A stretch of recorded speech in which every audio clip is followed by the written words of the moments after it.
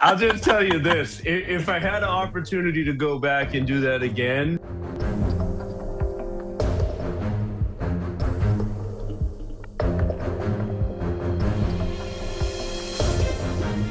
All right, my icons and my legends. I could ask you about your time on the Traitors. I could ask you if Alan Cumming smells as good as he looks. But what I really, really want to know, because you come from so many iconic franchises before defining this one for the American audience, how do you think you would do if you competed on the other person's show? So, Rob, how do you think you would do on Drag Race? And Bob, how do you think you would do on Survivor?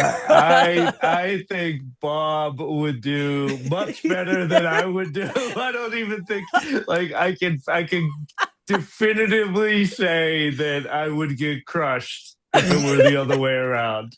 I mean, I don't think I stand a chance on Survivor. When I go to Central Park, that is too earthy for me. I need buildings. I can't fish.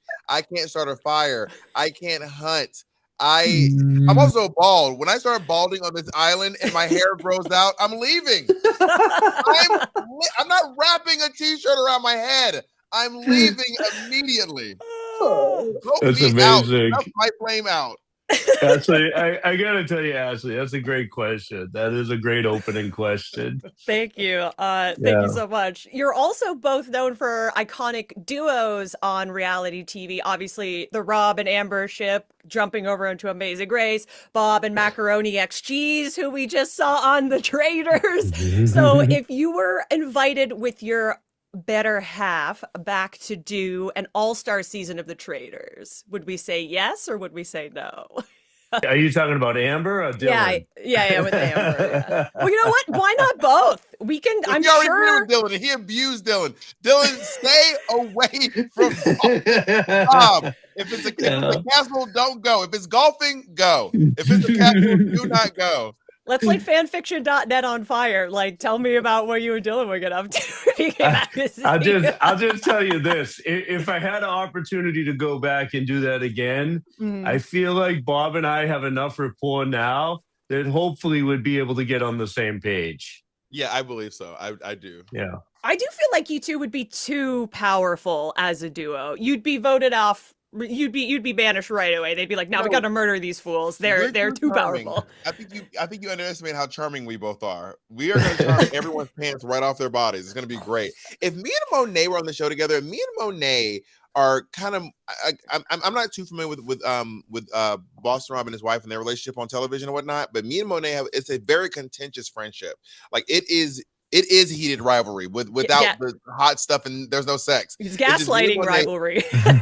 When they're arguing all the time. I would hope that me and Monet could just be cool and chill out and work together.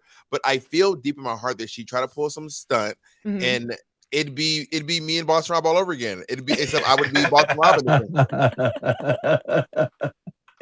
So when you're recording the podcast, which is something I didn't know I needed as deeply in my life as I really do, is it live to tape or is there all of this gold that we are not getting to hear that goes on in your recording sessions?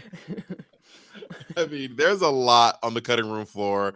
I really wish that they gave the unedited critiques of the fashion because I'm telling you, I'm telling you right now, I don't know if anyone out there listening, Boston Rob for Fashion Police. Boston Rob has the great reads, the great takes. It's really funny. And I mean, there's so much because we talk about a lot. They have to edit it down, so it's not. There's a lot on the cover. Maybe one day they'll do the super release version. I mean, anything that you remember, Rob, from our uncut? I just know that we shoot probably 3x the amount of time that actually makes it on air. Maybe even longer. Some of the days are very long. Yeah.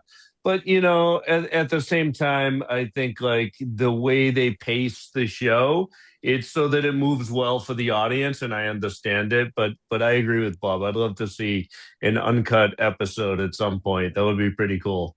I'm manifesting it right now for in between seasons. We need the uncut, the unedited versions. We deserve it. What is your advice to future contestants who might come on the Traitors? If someone came to you and said, "Please help me. What should I do? What should I not do?" What would be your best piece of advice for them? I mean, I think first of all, like you have to go in there and, be willing to adapt. The Mm. situations are going to change. Make sure that you're self-aware. That's the most important thing.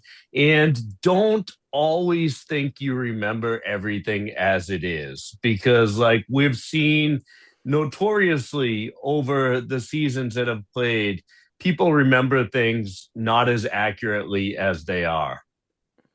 Yeah, and I would say this too. I want to just say I haven't watched all the international seasons and everything, but I can say in so far in 4 seasons, someone slipping up and calling themselves a traitor has never ever called a traitor. We have to stop getting people on slip ups. It happened with Peppermint. It happened with Portia. It's y'all. It has never called a traitor. People misspeak all the time. But also, you really got to check your ego at the door. I'm telling you, I don't Mm. care who you are. You are not as good at this game as you think you are. A big part of winning this show is just straight up luck.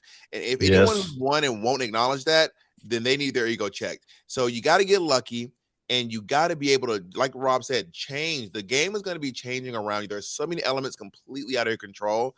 Just be amenable And to then change.